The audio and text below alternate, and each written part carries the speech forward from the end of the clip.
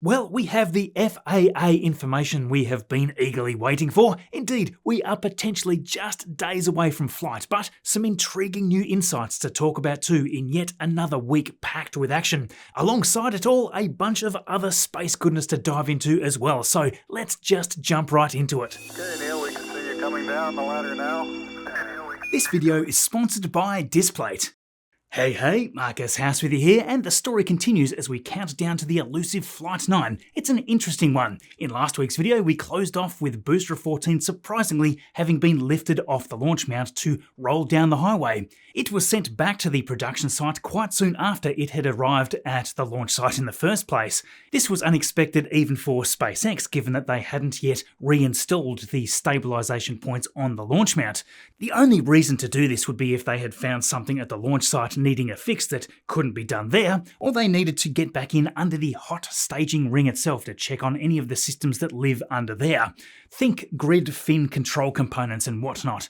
They would need to move it back to the production site because the cranes at the launch site were configured for the launch mount lift earlier. Regardless, it was moved into Mega Bay 1 and its transport stand sent away for storage until needed again.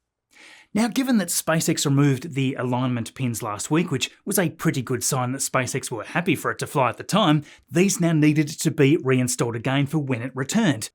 It is interesting to compare this to the new Pad B. With Pad A, they use those to help guide the booster onto the launch mount, and although they've done a few removals of the booster without them, they certainly need them when lifting it back in. Yes, this week they installed these once again, and it is now ready to receive the booster accurately.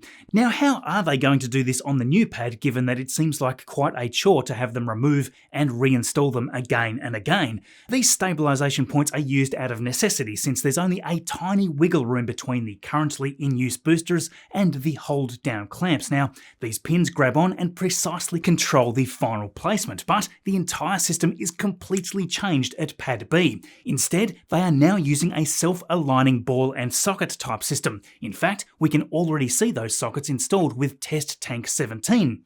SpaceX can get away with a little less accuracy here because they serve as a self-centering mechanism where the booster will always end up resting on the exact same spots. Next, the hold-down clamps have also been completely redesigned and they are now a lot more narrow. Finally, it is worth noting that the Raptors should have minimal shielding or perhaps even none at all, which would free up even more room there. All those combined reasons means that they simply should not need any stabilization arms on this launch mount at all. So what about Ship 35? The speculation has been everywhere about whether sightings of a Raptor vacuum engine rolling out indicated that once again an engine was replaced on this ship. Since then, we have also spotted two more Raptor vacuums rolling into Mega Bay 2 this week, RVAC 524 and 509. It's worth remembering that serial numbers are shared between all booster and ship engines. These are likely for the next ship in line, ship number 36, and that is great news as we should have another static fire from that one soon on the way. But, of course, it gave us no clarity on how Ship 35 was doing since it rolled back from Massey's after the static fire last week. We did spot the same lifting jig being raised again that lifts a ship via the two catch points, so it looked like Ship 35 was soon ready to be lifted again. Sadly, however, it seemed that it was not rolling back to the launch site, but again to Massey's as the static fire stand was moved into the ring yard to receive a ship. Now, soon enough, it was lifted onto it and off it rolled. NSF here caught a really unique vantage point as Jerry Pike was out there capturing this rollout from the air. Sean with us here was much closer to the action, and what is really awesome to see is the ablative on either side has now been fully finished up, and they have even covered the ramp stringers now, so it's looking super polished. Also, check out those missing tiles on the heat shield, which are the now common set of testing locations. It's only because you are here subscribed that we get to have Sean working with us to capture all of this, so wow, do we appreciate you. Can I just say as well that all the many supporting on Patreon, YouTube memberships or as ex-subscribers have really helped us continue with what we're doing, especially with the obviously interesting political environment right now. Thanks so much for being here. So yes, anyway, the ship was soon arriving at Massey's for the fourth time, ready to kick off yet another testing campaign, hopefully followed by the thumbs up to fly. The next day, that testing kicked off with the propellant being loaded into the vehicle yet again. As usual, first into the oxygen tank followed by a small amount in the methane tank. This test seemed to end as a simple propellant load test, or an abort for some reason, because the ship was soon unloaded again. Around 10 hours later though, there they were back at it again, and this time Starship Gazer was focused in. An interesting note is that Ship 35 had likely already had its flight termination system charges installed. He spotted this orange high explosive warning almost immediately after the ship arrived. They must be very close if they've installed these already. Anyway, there we go. That clearly looked like SpaceX were only going for a spin prime of all 6 engines there. No static fire needed. That's not the first time that a ship has done a spin prime right before launch either. Ship 30 did it too, and also had one of its Raptor vacuum engines replaced right before that. So all must have gone well with that spin prime test, because a few hours later the aft flaps were closed to get ready for the rollback. Right as daylight broke on Friday, it started the journey. A few hours later, here it was arriving back at the build site and into Mega Bay 2. Given the flight termination system is presumed installed already, they should only need to do some rapid final checkouts, and as was happening as I was exporting this video out to go live, Starlink satellite simulator units lifted in. It should then be ready to head out for launch. So what about Flight 9? The net date a week ago was sitting on the 27th based on various notices. The fantastic news came through on Thursday with the FAA statement saying that SpaceX has satisfactorily addressed the causes of the mishap for Flight 8. Indeed, Starship is approved to return to flight. This line at the bottom explicitly states that Flight 9 is authorised for launch, so it's go time, my friends. Now, at the same time, the FAA has said that the Flight 8 mishap investigation hasn't concluded yet, mentioning that they will verify that SpaceX has implemented all corrective actions. They likely want additional data from Flight 9 to fully wrap up the investigation too. Additionally, they've expanded US and foreign hazard areas based on the updated flight safety analysis. This is especially useful given that this is the first time that a super heavy booster is being reused.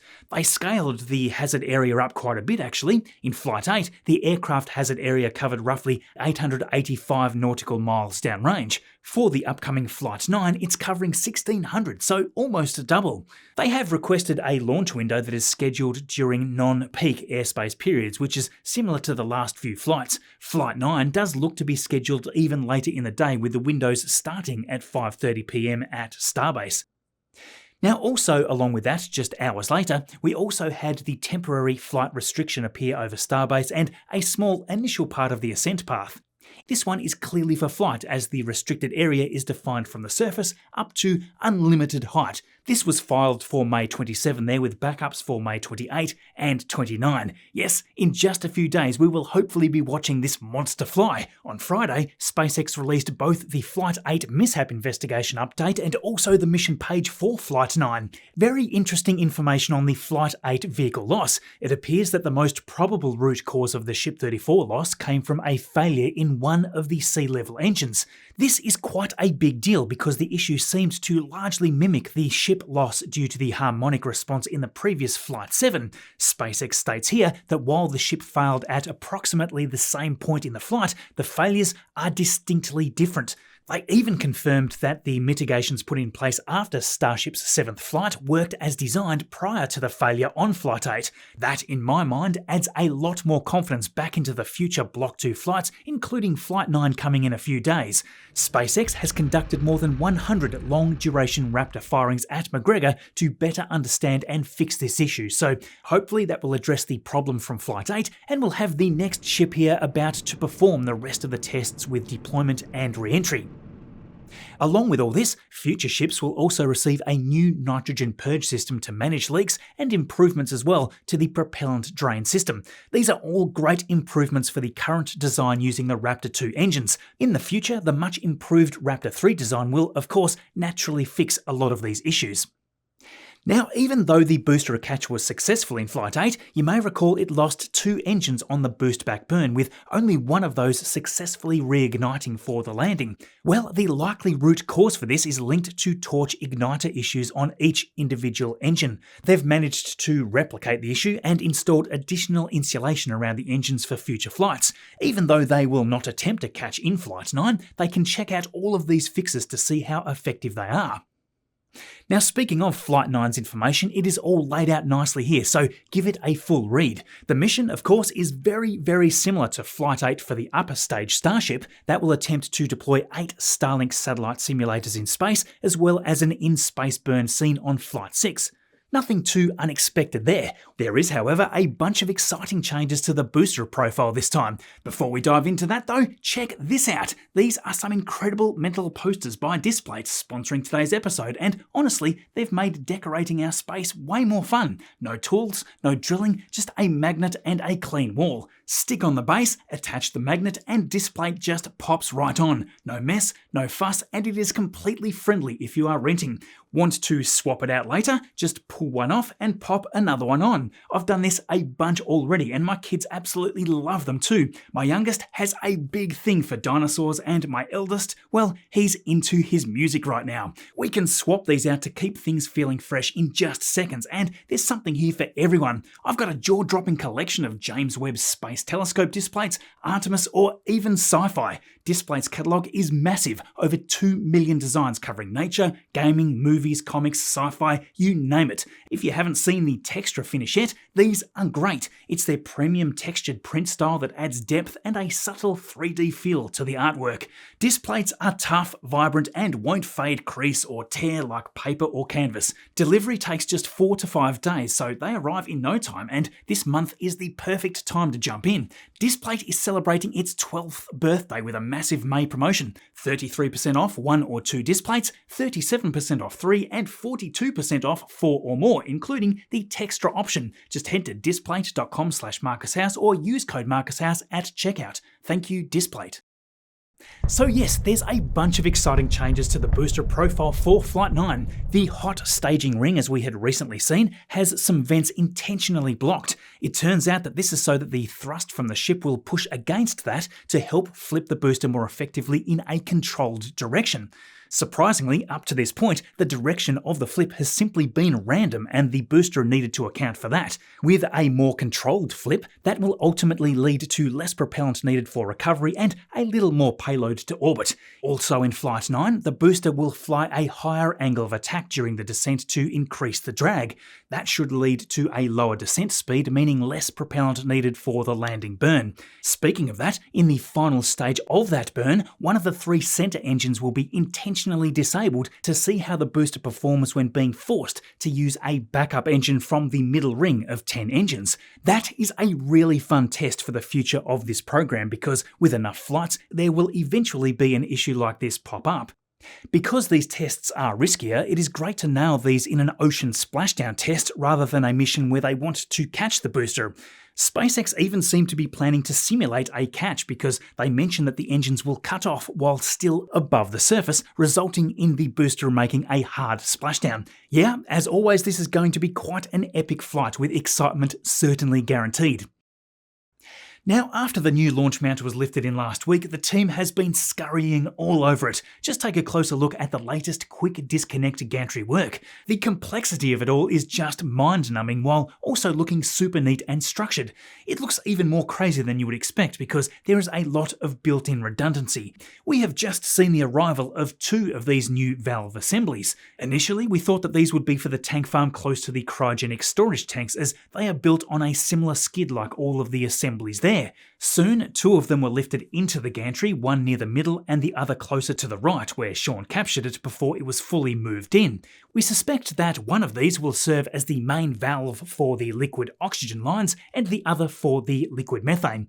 On this skid, you can see that there are 2 main valves that are plumbed in parallel. Alongside, the electrical system uses seriously heavy-duty industrial equipment and materials to prepare it for a hopefully long life. It's all built super tough, and with SpaceX's forecasted cadence of 25 Starship launches per year, it isn't hard to see why. The structural testing for the Pad B tower arms has also continued along with water bags here. Last week, as our video was going live, the 4 big bags, each capable of holding 100 tons of water, were filled and steadily the arms rose almost all the way up the tower. That water was soon removed and the team started changing the setup. Now they added more and more slings as the arms gradually climbed the tower. Now the great thing is SpaceX could still pump the water in from the ground to make this a really dynamic test, and the total amount of water in the bags was greatly increased here. With all these bags added, that brought it up to a staggering capacity, up near 900 tonnes or so, assuming that the bags were filled. The arms were then rotated so that the bags were almost directly above the launch mount. The next day rolled around and the smaller bags at the bottom were now being filled, but this time there was a twist in the process. Like, literally. Yeah, that looks uncomfortable, doesn't it? SpaceX seemed to agree because soon the bags were drained, everything was untwisted, and the bags were lowered back to the ground.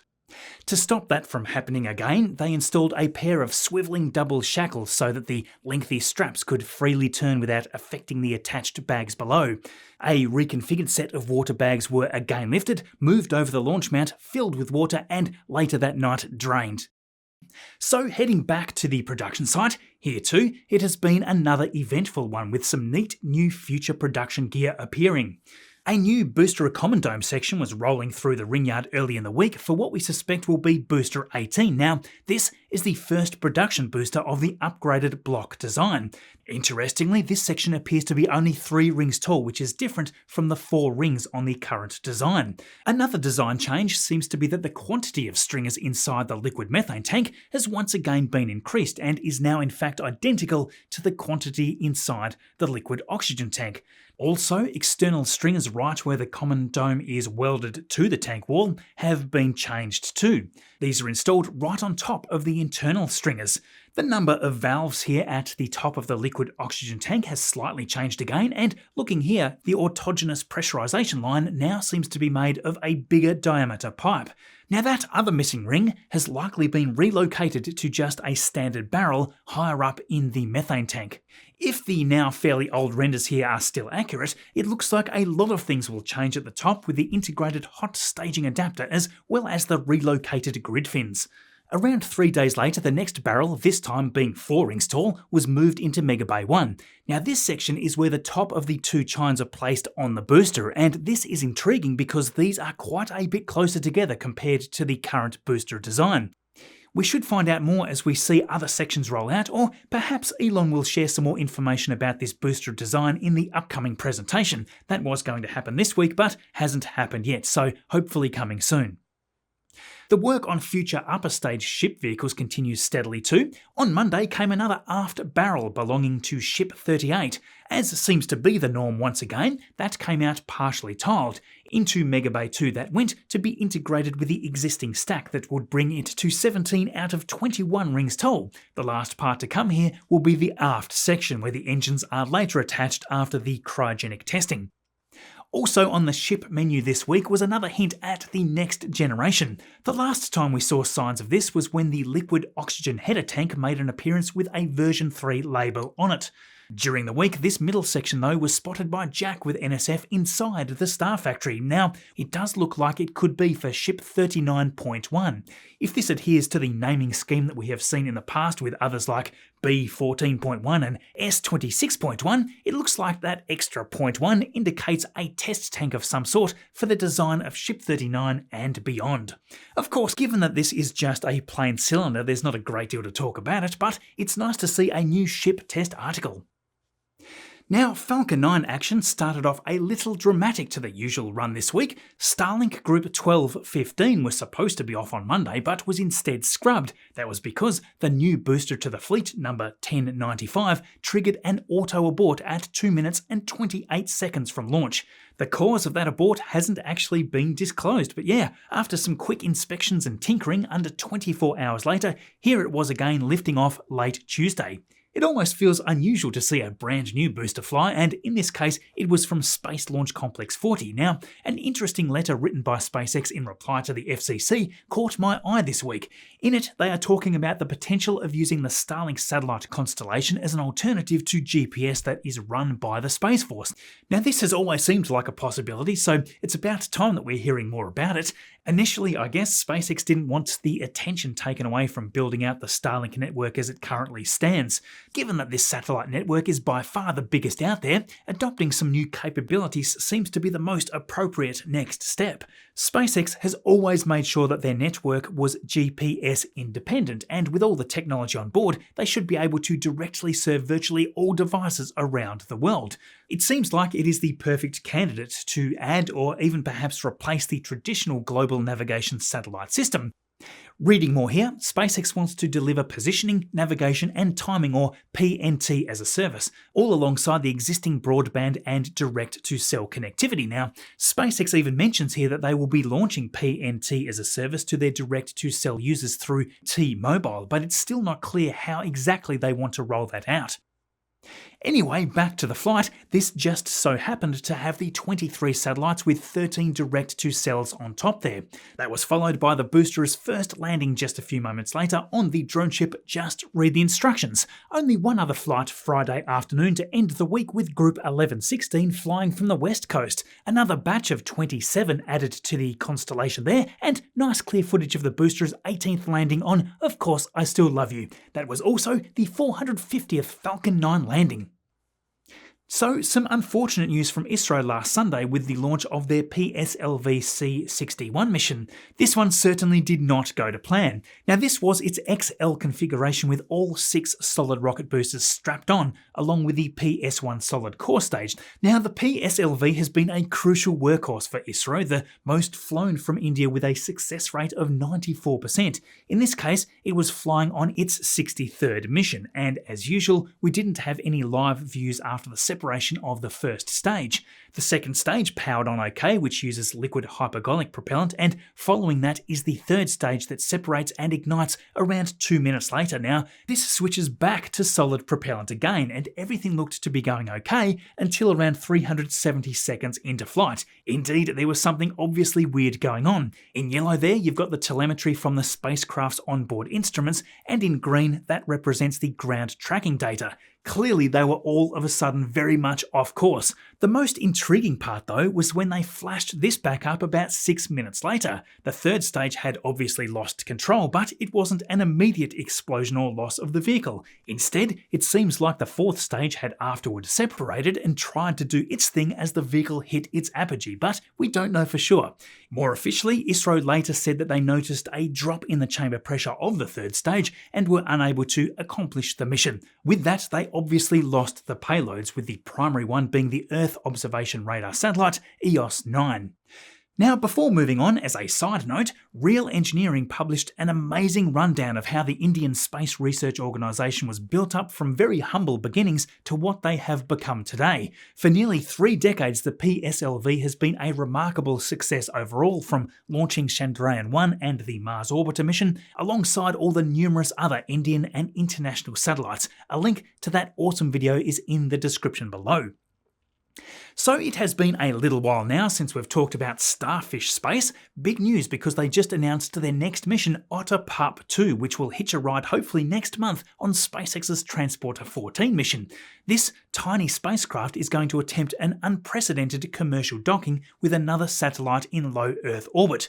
It's all in order to help drive forward a satellite servicing industry, especially given that more spacecraft get placed into orbit every week. You may recall a few years ago they launched their first mission, Otter Pup 1, on Transporter 8, but unfortunately, due to an anomaly with Launcher's Orbiter SN3 space tug, that whole unit had ended up rotating out of control. Not just slightly out of control though, it was spinning at around 60 times each minute. That meant that Starfish Space couldn't even deploy at the intended location. What they did do, quite miraculously though, is separate, which sent that spinning off out of control itself, followed by stabilising it so that it remained healthy. They even got to validate software and test out a bunch of the controls. There were some issues faced with its Hall effect thrusters, but between Starfish Space and D-Orbit, who were collaborating with their satellite, together they kicked off a rendezvous so that they were about 1 kilometre from each other. Anyway, with this next mission to follow, they are looking to rendezvous, perform the proximity operations, and then dock with a D-Orbit Ion satellite. If they pull this off, it'll be the first commercial satellite docking, and it'll help pave the way for missions with NASA, the US Space Force, and Intelsat in coming years. Indeed, I am going to be watching this one very closely. Now, Rocket Lab have been involved in some sweet material here, along with launching another Electron rocket just a week ago from New Zealand, Flight 64 there with the Sea God Seas mission, and within the fairings the third Japanese IQPS satellite. Electron soared through Max-Q right up to stage separation and fairing jettison moments later. Around the 9-minute mark, the kick stage took over and deployment there roughly 40 minutes later. All nice and routine. Now, the other amazing footage here came from their mission partnered up with Varda Space Industries. Rocket Lab's Pioneer spacecraft is a hopeful start to help assist in the future of in-space manufacturing, and it had a crucial role in this mission. Varda had their 120-kilogram W3 capsule supported by this with propulsion, communications, and attitude control all built in. Varda released this absolutely stunning high-resolution 28-minute long video of the re-entry and touchdown. It's the sort of thing that you want to watch just as you are trying to relax, as it screams through the plasma at around Mach 25. Yes, this is Varda's third successful mission, just 11 weeks after the previous. Although there's not a lot of detail on the exact mission, it was part of the Prometheus program with the US Air Force.